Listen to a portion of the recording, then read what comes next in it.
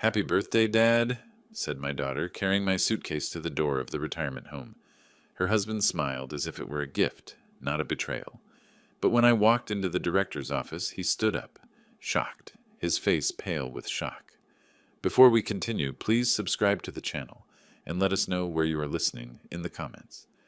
The suitcase sat by my front door like a coffin. I stared at it from the kitchen doorway, my coffee mug trembling in my hand. Brown leather, brass clasps, the one Ellen and I bought for our honeymoon 45 years ago. But I hadn't packed it. Hell, I hadn't even touched it since we stored it in the closet after her funeral. My bare feet felt cold against the hardwood as I approached it. The zipper was pulled tight, corners bulging with hastily stuffed clothes. A slip of paper jutted from the side pocket, my handwriting but shakier than usual. Howard Lester, Silver Oaks Residential Care. "Meredith," I called toward the stairs, though I knew she wasn't here. The house echoed back my own voice, hollow and confused. Ellen's photograph watched me from the mantel, her silver frame catching morning light. In it she wore that blue dress from my 65th birthday, the last one we celebrated together. She'd insisted on baking my favorite cherry pie, even though her hands were already too weak from the treatments. "You spoil me," I'd told her that day.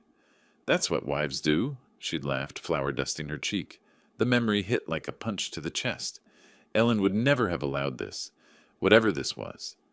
My phone rang, cutting through the silence. Meredith's name flashed on the screen.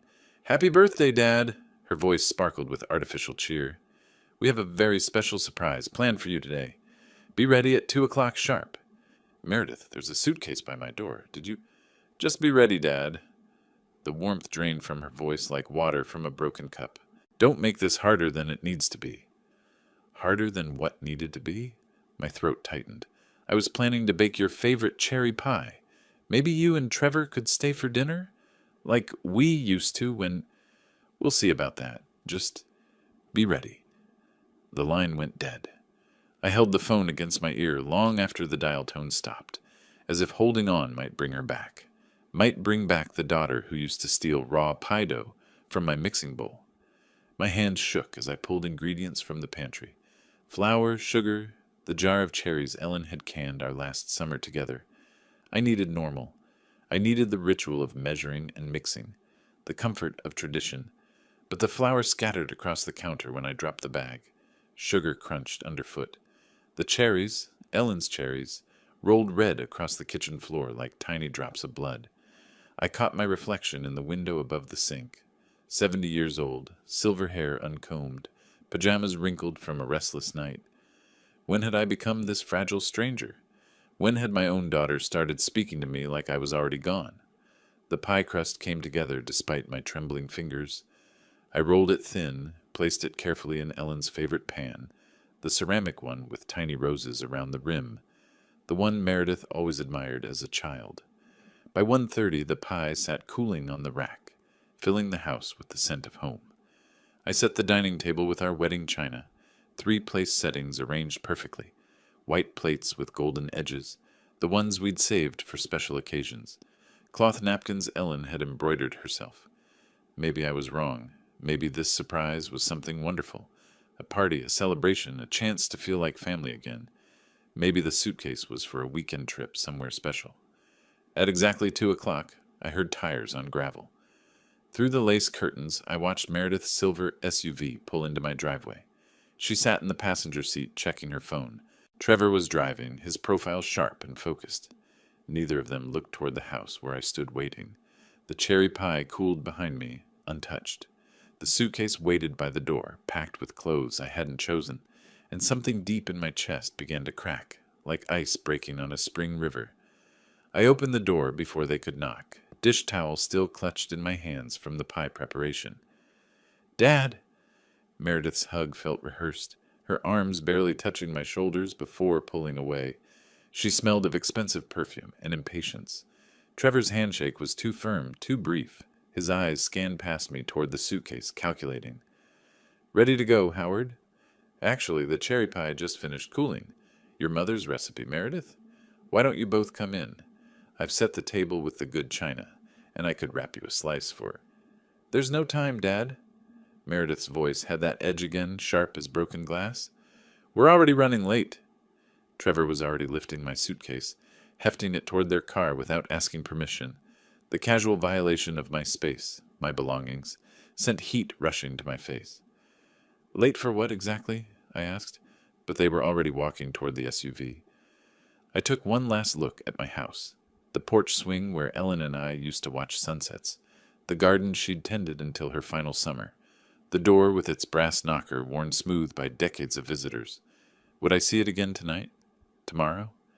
They positioned me in the back seat like a child. Trevor's music played too loud, some electronic beat that made conversation impossible. When I tried to adjust the volume, Meredith shot me a look through the rearview mirror. We passed Washington Park, where I'd taught Meredith to feed the ducks when she was 6. Her small hand had clutched mine as we scattered breadcrumbs across the pond's surface. Remember when you used to beg me to bring you here every Sunday? I leaned forward, desperate to bridge the growing distance between us. She didn't look up from her phone. The route took us past Mel's Diner, where Ellen and I had shared coffee and pie every Sunday after church, past the library where I'd volunteered reading to children, past the hardware store where I'd worked after retiring from engineering, helping young homeowners with their projects. Each landmark felt like a goodbye I hadn't chosen. Where exactly are we going? I finally asked as we turned onto unfamiliar roads heading east. Trevor caught my eye in the mirror, his smile sharp and satisfied. Somewhere you'll be much happier, Howard. Trust us. The word trust sat bitter in my mouth. When had my daughter and her husband started speaking about me rather than to me? When had I become Howard instead of Dad? Meredith was texting someone, her fingers flying across the screen. I caught fragments. Finally doing it, and oh wah, much better this way. The phone's blue light reflected off her face, making her features look cold and unfamiliar.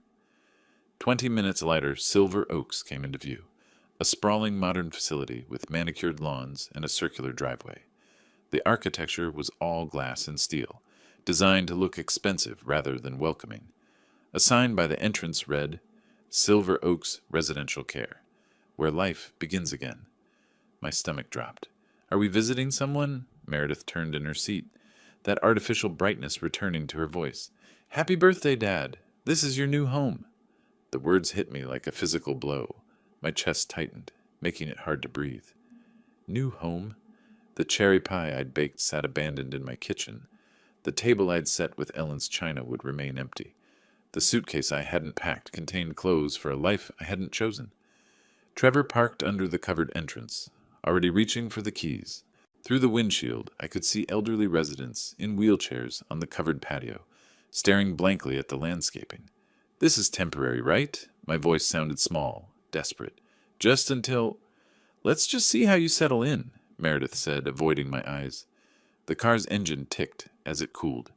Somewhere in the distance, I could hear the sound of lawnmowers maintaining the facility's perfect appearance. Everything was so neat, so orderly, so final. I sat frozen in the back seat while they climbed out, their movements efficient and practiced. This wasn't a surprise. It was an execution, and I was the only one who didn't know it was coming. Trevor yanked my suitcase from the trunk with unnecessary force, the leather scraping against the car's edge. I can help with that, I offered, but he waved me away. We've got this handled, Howard. His tone was dismissive, like I was already less than capable. Meredith checked her watch for the 3rd time in 2 minutes, her foot tapping against the asphalt. She wouldn't meet my eyes, focusing instead on the facility's automatic glass doors. How long will I be staying here? I asked as we walked toward the entrance. Let's just see how you settle in first, she replied, the same evasive answer as before. My house key still hung on my keychain, solid and familiar in my pocket. If this was temporary, why did it feel so permanent?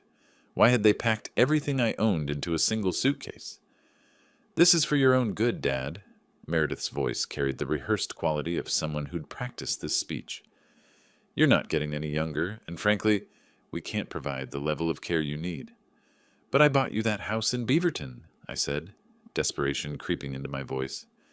I funded Trevor's coffee shop when no bank would touch it. I've never asked for anything in return except, You forget where you put your keys? Meredith interrupted, cutting off my words like they were inconvenient noise. Last month you couldn't remember where you parked at the grocery store. Those are warning signs, Dad. Trevor nodded enthusiastically, his salesman's smile sliding into place. Here you'll have nurses available 24 hours a day. There's a gym, even yoga classes. Much better than sitting alone in that big empty house. That big empty house where I'd raised her, where Ellen and I had built 45 years of memories, where the cherry pie I'd baked this morning still sat cooling on the counter. As we approached the entrance, I caught fragments of their whispered conversation. They thought the ambient noise of the fountain in the distance would mask their words, but my hearing was still sharp. Now we can finally sell his house, Trevor murmured to Meredith. Put everything into the coffee shop expansion. The real estate agent thinks we can get at least $800,000, she whispered back. Maybe more if we stage it right. The words hit me like ice water in my veins. $800,000. The house Ellen and I had scrimped and saved to buy, where we'd painted every room ourselves, where we'd planned to grow old together. They'd already talked to a real estate agent, already planned my life around their profit margins. I thought of all the times I'd helped them over the years, the down payment on their first apartment, the car loan when Trevor's credit was too poor, the business investment that kept their coffee shop afloat during the pandemic. Had every hug, every birthday call, every family dinner been them calculating my net worth? My legs felt unsteady as we entered the lobby. Marble floors reflected fluorescent lighting. Generic artwork hung on sterile walls. Mass-produced landscapes that meant nothing to no one. The air smelled of disinfectant and resignation. Well, this is it. Meredith's voice was artificially bright as she gestured around the space. Isn't it lovely? An elderly man in a wheelchair sat near the window, staring at the parking lot. A woman with a walker moved slowly past, her children nowhere to be seen. The silence was oppressive, broken only by the soft whisper of air conditioning and distant television noise. We'll visit soon, Meredith said, leaning in for another perfunctory hug. Her lips barely brushed my cheek, cold and quick. Trevor shook my hand one final time. Take care of yourself, Howard. They were already walking away, their relief visible in the sudden relaxation of their shoulders, the quickening of their pace. They didn't look back, not once. Through the glass doors, I watched them climb into their SUV and drive away, probably already discussing how to spend my house money. I stood alone in the lobby, my suitcase at my feet, finally understanding the scope of what had happened. This wasn't about my safety or my health. This was about $800,000 and the inconvenience of an aging father who had outlived his usefulness. The automatic doors whispered shut behind me, sealing me into my new reality. Somewhere in the distance, a television played game shows to an empty room. A nurse walked past, her shoes squeaking against the polished floor, not bothering to acknowledge my presence. I was no longer Howard Lester, retired engineer, loving husband, generous father. I was a resident, a problem solved, a house sold.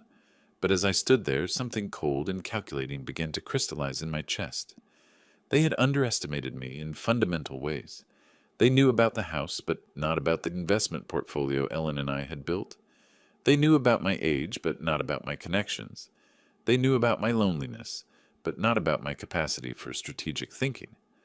I picked up my suitcase and walked toward the reception desk, my footsteps echoing in the sterile space. If they wanted to play games with my life, they were about to learn that 70 years of experience had taught me a few things about winning. Mr. Lester? A woman's voice cut through my spiral of thoughts. I'm Jennifer, your care coordinator. She approached with the practiced sympathy of someone who delivered this speech hundreds of times. Soft scrubs, comfortable shoes, a badge photo that looked optimistic about working with elderly residents. Her smile never quite reached her eyes. Ready to see your new home? I followed her across the marble floor, my footsteps echoing in the sterile space. The suitcase handle felt foreign in my grip, packed by hands that weren't mine, filled with clothes chosen by someone who didn't know me. Jennifer chatted about meal times and activities while I studied the institution's details with an engineer's eye. Beige walls designed to be calming but achieving only blandness. Classical music played at low volume, probably selected by a committee to be inoffensive. The elevator whispered upward. Second floor, room 237. Here we are. Jennifer's enthusiasm bordered on manic as she opened the door with a keycard. Your own private space. The room was smaller than my walk-in closet at home. Twin bed with industrial white linens. Dresser that looked like it belonged in a college dormitory. Single window facing the parking lot, where I could see Meredith's SUV had already disappeared into traffic. Dinner's at 5 p.m. sharp, Jennifer continued, pointing toward a schedule posted by the door. Activities room is down the hall if you want to socialize. Physical therapy starts Monday if your doctor recommends it. She left me alone with a cheerful promise to check on me later. The door clicked shut with institutional finality. Silence pressed against my eardrums. Outside, cars moved through the parking lot like blood cells through arteries, purposeful, going somewhere, living actual lives. I sat heavily on the bed, the mattress too soft, unfamiliar. The suitcase weighted like evidence of my diminished circumstances. My hands shook as I pulled the zipper open. Inside, shirts I recognized but hadn't worn in years, socks with holes Ellen would never have tolerated, underwear that belonged in the rag pile. But missing. Ellen's watch, the gold Rolex she'd given me for our 25th anniversary, engraved on the back, "Forever yours, E. Gone." The family photo albums that documented Meredith's childhood, our trips to Europe, 45 years of marriage, gone. My engineering notebooks, leather-bound volumes containing decades of invention ideas, business plans, the foundation documents, gone. I searched through every pocket, every fold of fabric. Nothing. She'd taken everything that mattered, everything that proved who I was, who I'd been, left me with the detritus of an old man's wardrobe. These old things just clutter up your space, Dad. Meredith's voice echoed in my memory from her last helpful visit. She'd insisted on organizing my closet, going through my dresser drawers. I'd been grateful for the attention, pathetically pleased she wanted to spend time with me. The silver cufflinks Ellen bought me for our first Christmas together, gone after that visit. Ellen's jewelry box, emptied during Meredith's spring cleaning session. She'd called it decluttering, said she was helping me simplify my life. She'd been erasing my life, piece by piece, memory by memory. I stood at the window, watching the Oregon coast fade into evening darkness. Cars moved through the parking lot below, their headlights cutting through gathering dusk. Normal people heading home to normal lives, while I stood trapped in this sterile box. But Meredith had made one crucial miscalculation. She saw a lonely old man, vulnerable and dependent. She didn't see the engineer who'd built a medical device empire from nothing. She didn't know about the foundation Ellen and I had created, the connections I'd maintained, the resources she'd never dreamed existed. Somewhere in the distance, I heard the soft ding of the elevator arriving, footsteps in the hallway, a staff member approaching the building entrance below. Time to remind everyone exactly who they were dealing with. I walked through Silver Oaks with purpose now, my stride confident, despite the institutional carpet designed to muffle sound. The hallways told a story my engineer's eye could read easily, cost-cutting measures everywhere, understaffed nursing stations, residents sitting alone in common areas, some staring blankly at muted television screens showing game shows no one was watching.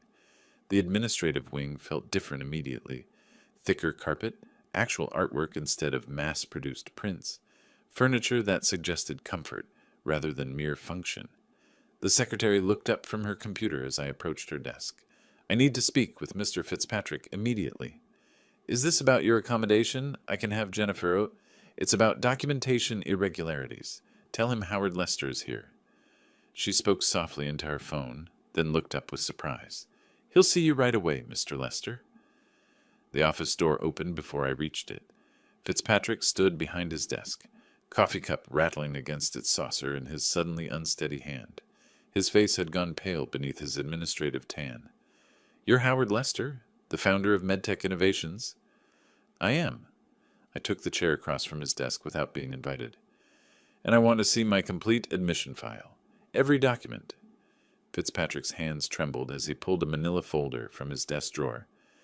"Mr. Lester, I have to say, when the paperwork came in this morning, we had no idea. Show me." He spread the documents across his desk like a dealer displaying cards. Power of attorney authorization, medical evaluation forms, emergency contact information. I examined each page with the methodical precision that had built my company from nothing. The signature on the power of attorney was clearly forged. Meredith had practiced, but she'd missed the slight tremor I'd developed in my left hand after Ellen's death. The medical evaluation was completely fabricated. I'd never met the doctor whose name appeared at the bottom. Emergency contacts listed only Meredith, as if I had no other family, no friends, no professional connections. "Who submitted these documents?" I asked, my voice steady as a surgeon's scalpel. "Your daughter brought them this morning, said you'd had some cognitive episodes, that the family felt." "This isn't my signature." I pointed to the power of attorney. "And I've never met this Dr. Morrison who supposedly evaluated my mental capacity." Fitzpatrick's face went from pale to gray. "Mr. Lester, if there are irregularities in the documentation, tell me about your admission protocols. What verification procedures do you follow?" He launched into a nervous explanation of state requirements, legal oversight, liability concerns. Silver Oaks had been struggling financially, he admitted. Recent state inspections had been challenging. The facility needed to maintain its reputation, especially with influential families. And what happens when a facility admits someone based on forged documents? That would be a serious legal matter. His voice cracked slightly. Criminal fraud. False imprisonment. We could lose our license. I let that hang in the air while I studied his increasingly panicked expression. Outside his window, the Pacific Ocean stretched toward the horizon, waves crashing against rocks with timeless patience. "I think we have a significant problem here, Mr. Fitzpatrick." "Mr. Lester, please understand, we had no way of knowing." "I'm sure you didn't." I stood slowly, leaving the forged documents scattered across his desk like evidence at a crime scene. "I'll need some time to consider my options. Of course, whatever you need. We'll do everything possible to make this right." I walked toward his door, then paused with my hand on the handle. "One more thing. How long has Silver Oaks been struggling financially?" His silence told me everything I needed to know. The walk back to my room felt different now. Each step carried weight, purpose, the measured pace of someone who understood exactly where the levers of power were hidden. I observed the facility through new eyes, not as a victim dumped here against his will, but as someone who might soon be making decisions about its future. An elderly woman sat alone in the activities room, working a crossword puzzle with arthritic fingers. A man in a wheelchair stared out the window at the parking lot, waiting for visitors who might never come. The staff moved efficiently but without warmth, checking boxes on their charts rather than connecting with the people in their care. Back in room 237, I sat by the window as the Pacific Ocean darkened with approaching night. The waves crashed against the rocky coastline below, their rhythm as steady and relentless as time itself. Ellen used to love watching the ocean. "It makes our problems seem smaller," she'd say, her hand warm in mine as we stood on the deck of our house. Our house. The one Meredith planned to sell for $800,000. Memory pulled me backward to Silicon Valley in 1979, when personal computers were still experimental toys and medical technology meant stethoscopes and X-ray machines. Ellen and I had worked 18-hour days in a garage, developing the first portable heart monitors that could transmit data wirelessly to hospitals. MedTech innovations started with a borrowed desk and a vision of technology serving humanity. "We're not just building a company," Ellen had told me the night before our IPO. "We're building a legacy. When we have enough, Howard, we'll use it to help people who can't help themselves." The Lester Foundation emerged from that promise. Strategic investments in healthcare technology, funding for medical research, and eventually ownership stakes in senior care facilities across the Pacific Northwest. Ellen insisted we take active roles in oversight. She'd visited every facility personally, ensuring our money improved lives rather than just generating returns. Silver Oaks was one of our earliest investments. 15% ownership, enough to influence policy, but not enough to control day-to-day operations. Ellen had believed in their mission statement about dignity and independence for seniors. She'd have been devastated to see what it had become. Meredith had no idea, none whatsoever. She thought I was just some old engineer living on Social Security and the equity in his house. She'd never shown interest in the foundation, never asked about my business relationships, never bothered to understand the infrastructure Ellen and I had built together. In her mind, I was already dead, just an inconvenient body that hadn't stopped breathing yet. I pulled out my phone and scrolled through contacts I hadn't called in months. Marcus Henley, the Foundation's general counsel, Sarah Chen, our investment manager, Dr. Rebecca Santos, who oversaw our healthcare initiatives. People who understood that the Foundation wasn't just money. It was power, applied with precision and purpose. The ocean waves below seemed to pulse with Ellen's voice. Use what we built, Howard. Make it matter. I stood at the window as sunset painted the sky in shades of gold and crimson. Somewhere behind me, the institutional sounds of Silver Oaks continued. Dinner announcements, medication rounds, the quiet desperation of people waiting to die. But I wasn't one of them. Not anymore. Meredith had awakened something she didn't understand. This wasn't just about personal revenge anymore.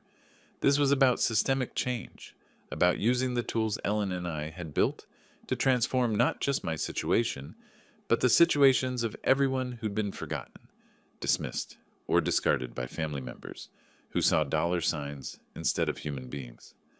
I touched Marcus Henley's number on my phone screen. Time to remind the world that Howard Lester wasn't dead yet. The morning after my phone call to Marcus, I sat in Silver Oaks' dining room, watching the sunrise paint the Pacific Ocean in shades of gold and amber. Other residents shuffled past with their breakfast trays, most avoiding eye contact, still treating me like a fellow victim rather than what I'd become overnight. Marcus had worked through the night with our legal team. By 8 a.m., 3 attorneys were already in Portland, armed with documentation that would unravel Meredith's carefully constructed fraud, piece by piece. Mr. Lester, Jennifer approached my table, her usual cheerful demeanor replaced with nervous respect. Mr. Fitzpatrick would like to see you in his office. I found him pacing behind his desk, phone pressed to his ear, sweat beading on his forehead despite the morning coolness. When he saw me, he ended his call abruptly. That was our insurance company, he said without preamble. They're very concerned about our liability exposure. If someone was admitted based on forged documents, that someone has a name, I interrupted quietly, and that someone built the medical device company that revolutionized cardiac monitoring in the 1980s. I suggest you remember that. Fitzpatrick's Adam's apple bobbed as he swallowed hard. Of course, Mr. Lester. What I mean is, we want to cooperate fully with any investigation. Good, because Detective Morrison from the Portland Police Fraud Division will be here at 10 a.m. She'll need access to all admission records, staff interviews, and security footage from April 20th. You've already contacted the police? I stood slowly, my reflection caught in the window behind his desk. I've contacted everyone who needs to know. The district attorney's office is opening a formal investigation into elder abuse and document fraud. The state licensing board wants to review Silver Oaks' admission procedures, and my foundation's board of directors is very interested in how their investment has been managed. For the first time since this began, I felt the satisfaction of watching someone else's face drain of color.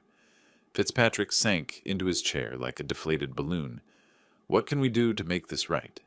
You can start by treating every resident here with the dignity they deserve, I said, and you can prepare to explain to investigators exactly how easily your facility was deceived by a woman with a forged power of attorney. I left him with that thought and walked back to my room. Through the window, I could see a police car pulling into the visitor parking area. Detective Morrison right on schedule. My phone buzzed with a text from Marcus. Search warrant executed on M's house at 7 a.m. Found Ellen's jewelry, your engineering notebooks, family photos, everything documented as evidence. Another message followed immediately. Trevor's business bank records show payment to document forger. Paper trail complete. I set the phone aside and opened the window to breathe the salt air.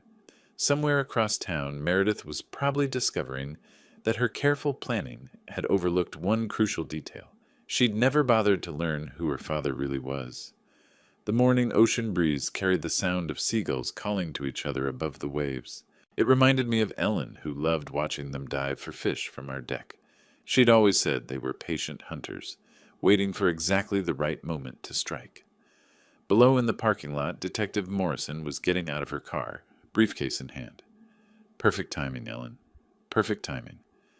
Detective Morrison was younger than I'd expected, maybe 40, with the kind of sharp focus that came from years of untangling financial crimes. She set up her laptop in Silver Oak's conference room like a surgeon arranging instruments. Mr. Lester, I've reviewed the preliminary evidence your attorneys provided. This appears to be a systematic fraud spanning several months. Fitzpatrick shifted uncomfortably in his chair beside me. Detective, I want to emphasize that Silver Oaks had no knowledge of any irregularities. Mr. Fitzpatrick, Morrison interrupted without looking up from her screen. Your facility's procedures are part of this investigation. Please answer only what I ask. She turned to me. Let's start with the timeline. When did you first notice personal items missing from your home? Ellen's watch disappeared in February during what Meredith called a decluttering session. The family photo albums vanished in March when she helped me organize the den. My engineering notebooks, 40 years of invention notes, were gone after her April visit. Morrison typed rapidly. Did you confront her about these items? I trusted her. She said I was getting forgetful, that she was protecting valuable things from being misplaced. The admission tasted bitter. I believed my own daughter when she said I needed help. And the forged power of attorney? Fitzpatrick produced the document with shaking hands. Morrison examined it under a magnifying glass, comparing it to my actual signature on my identification. The stroke patterns are wrong, she noted. Whoever forged this practiced, but they couldn't replicate the slight tremor in your dominant hand. When did that develop? After Ellen's death. Stress-related. Meredith would have known if she'd paid attention. Morrison photographed the document from multiple angles.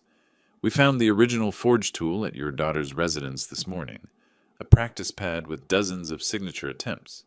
Also interesting, a receipt for the medical evaluation form from a company that produces fake documents for novelty purposes. Novelty purposes? Fake diplomas, joke certificates. Apparently also fraudulent medical reports for family members who want to declare relatives incompetent. The casual cruelty of it struck me like a physical blow. Meredith hadn't even used a sophisticated operation. She'd ordered my mental incompetence from a website like buying a gag gift. There's more, Morrison continued. Your son-in-law's business account shows a payment of $1,500 to someone named Derek Coulter, a known document forger with priors for elder fraud. He's already agreed to testify in exchange for reduced charges. Fitzpatrick made a strangled sound. $1,500 to destroy a man's life? Actually, Morrison said, consulting her notes, the payment was itemized as consultation services. Very professional. They even asked for a receipt. She showed me photographs from the search warrant execution, my dining room table covered with evidence bags, Ellen's jewelry laid out like pieces of a puzzle, my engineering notebooks, the leather covers worn smooth by decades of use, family photos scattered across the kitchen counter where Meredith had apparently been deciding which memories to erase. The interesting thing, Morrison continued, is how methodical this was. Your daughter created a paper trail, proving your alleged incompetence, while simultaneously stealing evidence of your actual achievements. It's like she was trying to rewrite history. Through the conference room window, I could see Edna in her wheelchair, reading a book in the courtyard. Lyle was setting up a chessboard nearby, though the chess club had been canceled months ago due to budget constraints.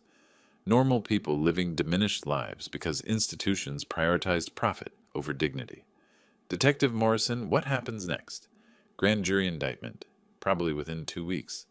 Elder abuse, fraud, conspiracy, identity theft. Your daughter and son-in-law are looking at substantial prison time if convicted. She closed her laptop with a definitive snap. Mr. Lester, in 20 years of investigating financial crimes, I've never seen such a complete paper trail. They documented their own criminal conspiracy. After she left, I sat alone in the conference room, watching the Pacific Ocean through salt-stained windows. Somewhere in Portland, Meredith was probably consulting lawyers, learning that her father wasn't the helpless old man she'd thought she was erasing. My phone rang. Marcus. Howard, you need to see the evening news. The evening news played on every television at Silver Oaks. Residents gathered in the common room, their dinner trays forgotten as the anchor delivered the story that would define my daughter's legacy. Portland police have arrested a local businesswoman and her husband on charges of elder abuse and fraud. Meredith Walsh and Trevor Walsh allegedly forged documents to have her 70-year-old father committed to a care facility against his will. Meredith's photograph filled the screen, a professional headshot from her coffee shop's website, all smiles and artificial warmth. The irony wasn't lost on me. The victim, Howard Lester, is the founder of MedTech Innovations and a prominent Portland philanthropist. Police say the suspects systematically stole personal belongings and planned to sell his house to fund their failing business. Edna wheeled her chair closer to mine. "Mr. Lester, is that really your daughter?" Before I could answer, my phone buzzed. Meredith. After 3 days of silence, she was finally calling. "Dad, please, you have to call off the police. This is all a misunderstanding." I walked to a quiet corner before responding. "A misunderstanding? You forged legal documents. You stole Ellen's jewelry. You had me declared mentally incompetent. We were trying to help you. The house is too big. You're all alone. Stop." My voice carried decades of accumulated authority. "Just stop lying. I know about the $1,500 to Derek Coulter. I know about the practice signatures. I know about your plan to sell my house." Silence stretched between us like a chasm. "Dad, if this goes to trial, it'll destroy our business. Aiden's college fund. You should have thought about Aiden before you decided to erase your father." I ended the call. 20 minutes later, my phone rang again. Aiden this time. "Grandpa, I just saw the news.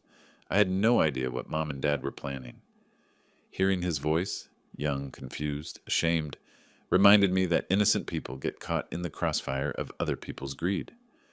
"I know you didn't, son. Is it true? Did they really steal Grandma Ellen's things?"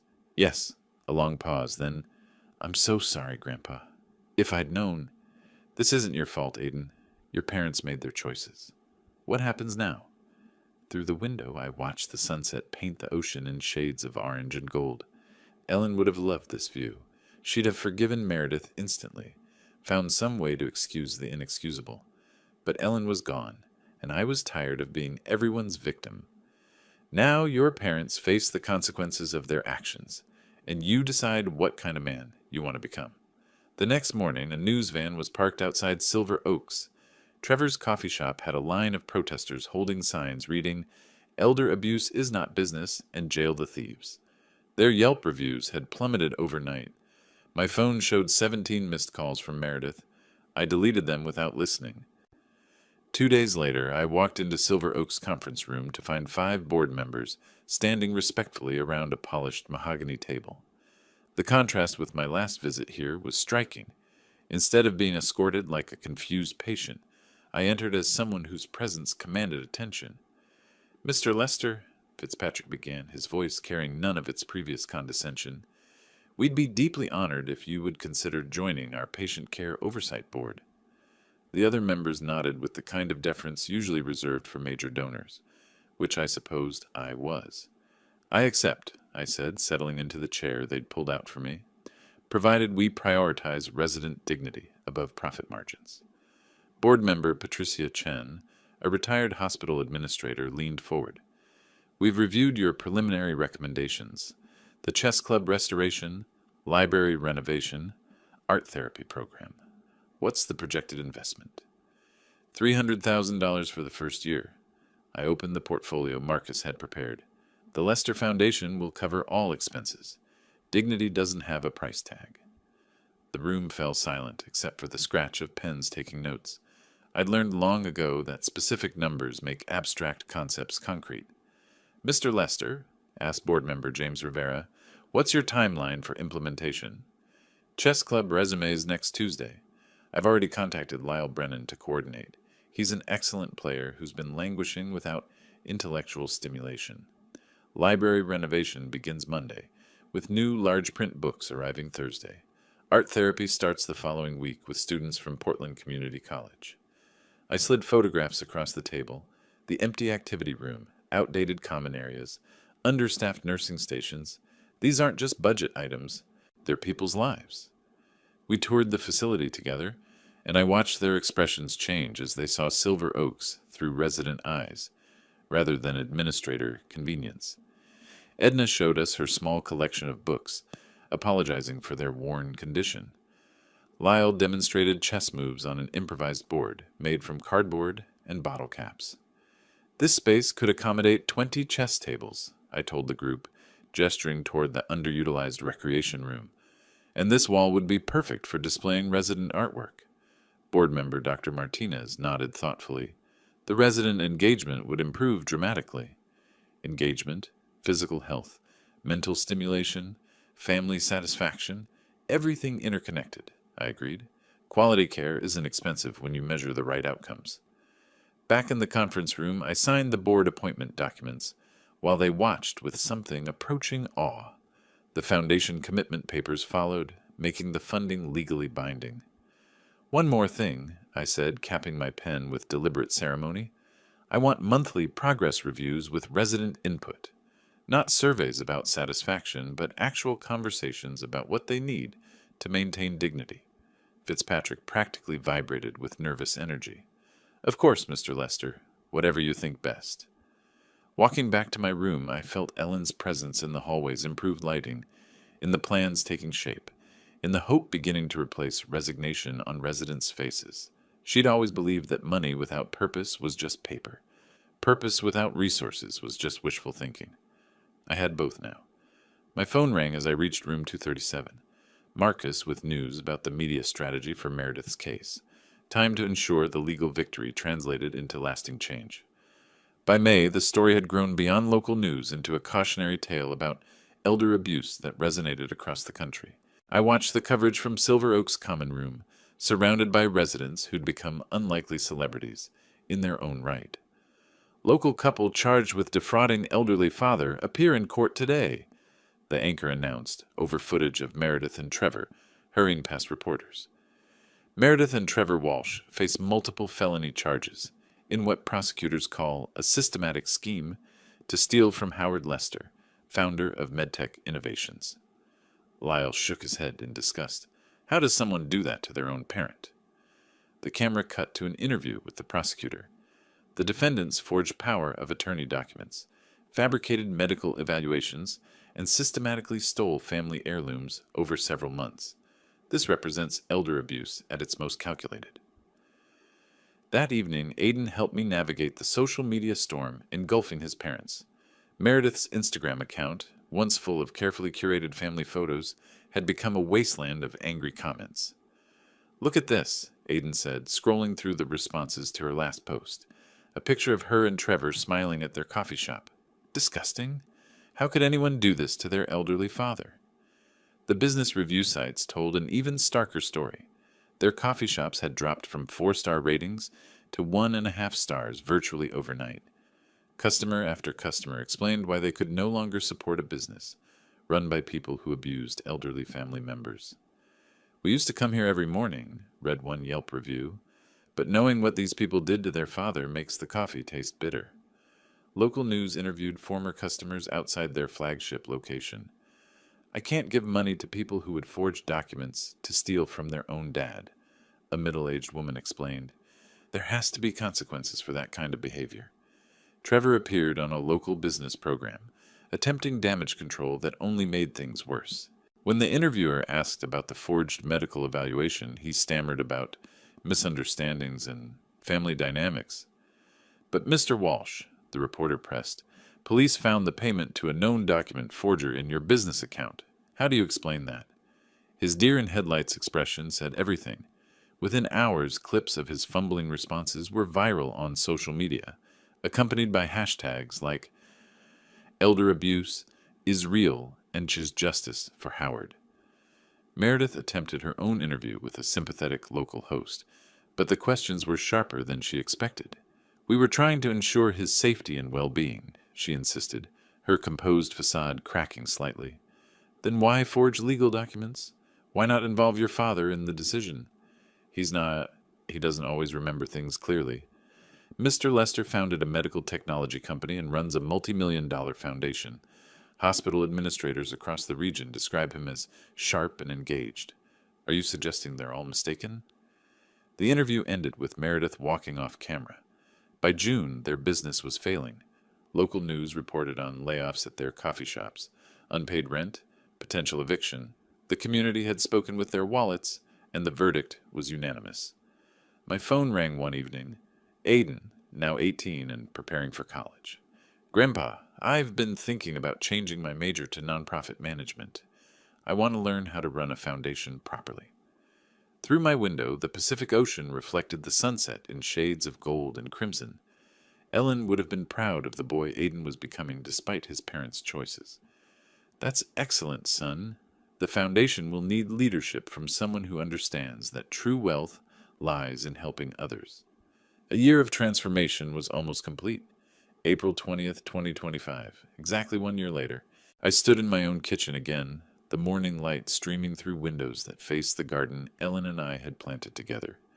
The cherry pie baking in the oven filled the house with the same sweet scent as that terrible morning 12 months ago. But everything else had changed. My suitcase sat in the closet where it belonged. Ellen's jewelry box was back on our dresser, each piece carefully returned after serving as evidence. The family photo albums lined the living room shelves again, documenting happier times, when I still believed in my daughter's love. The doorbell rang at exactly 2 o'clock. Not Meredith this time. She was serving an 18-month sentence for elder abuse and fraud. Instead, Aiden stood on my porch, now 19 and studying nonprofit management at Portland State University. Happy birthday, Grandpa. His embrace was warm, genuine, everything his parents had never been. We sat at my kitchen table, the one Ellen and I had chosen 40 years ago, while I explained the foundation documents he would inherit. Your great-grandmother Ellen believed wealth was a tool for dignity, I told him, as he signed the succession papers. She used to say that money without purpose was just paper with numbers on it. I understand, Grandpa. I promise to honor what you and great-grandma built. Together we drove to Silver Oaks for what had become my weekly board meeting. The transformation was remarkable. Chess tables occupied the recreation room, where 15 residents played with focused intensity. The new library hosted Edna reading stories to visiting children from Lincoln Elementary. Art therapy sessions filled the East Wing with laughter and creativity. Mr. Lester, Lyle called from his chess match with a visiting grandson, come see the philosophy discussion group schedule. We're debating Aristotle next week. The bulletin board near the entrance displayed thank you letters from residents and families. Edna's note, written in her careful cursive, read, "You return dignity to forgotten people." A daughter whose mother now thrived here had written, "Mom is happy for the first time in 3 years." Fitzpatrick's quarterly report showed measurable success. A waiting list for admission, recognition from the state as a model facility. Staff retention up 60%. The excellence rating puts us in the top 5% statewide, he told the board with obvious pride. Excellence follows naturally when you treat people as human beings rather than inventory, I replied. Back in my kitchen as sunset approached, I placed a single candle on the cherry pie. Not from loneliness this time, but celebration. The walls displayed artwork from Silver Oaks residents, watercolor seascapes, charcoal portraits, abstract pieces that spoke of minds still creating, still contributing. A photograph of the transformed facility sat next to Ellen's picture. In it, residents played chess, read books, painted canvases, engaged with visiting families. Their faces showed contentment, purpose, the dignity Ellen and I had always believed every person deserved. I lit the candle and spoke to the quiet kitchen. Happy birthday, Howard. You chose justice over revenge, transformation over destruction. The phone rang, Aiden calling from his dorm room. Grandpa, I wanted to tell you about my foundation management class. We studied your Silver Oaks transformation as an example of strategic philanthropy, creating systemic change. Through the window, the Pacific Ocean reflected the day's last light. Somewhere in the distance, seagulls called to each other above the waves. Patient hunters, Ellen used to say, who knew exactly when to strike. I picked up the phone, surrounded by evidence of a year that had transformed betrayal into purpose, loneliness into legacy, and victimhood into victory. Tell me all about it, son. We have important work ahead of us. If you like this story, please like this video. subscribe to the channel, and share your impressions of this story in the comments. To listen to the next story, click on the box on the left. Thank you for watching.